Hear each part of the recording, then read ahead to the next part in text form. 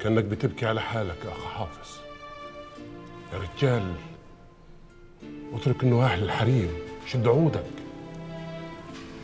يمكن الواحد ما صدق في لا حاجة يفك بيها عن روحه يا شيخ عرفان.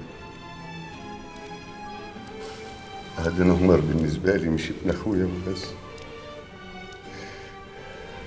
ده آخر نفس. الضحكة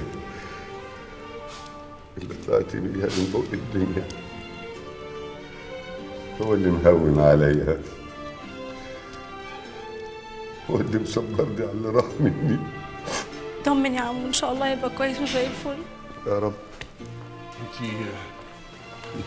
انت اخت يا عروسه؟ ايوه. حضرتك تبقى مين؟ ده مين ايه؟ ده الشيخ عرفان. الشيخ عرفان؟ الشيخ عرفان مين؟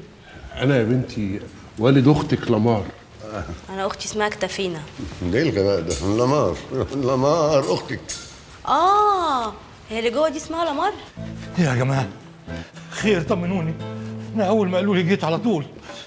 طمنوني على أخويا وصديق عمري دكتور عمر. ازيك يا أنسة سامي؟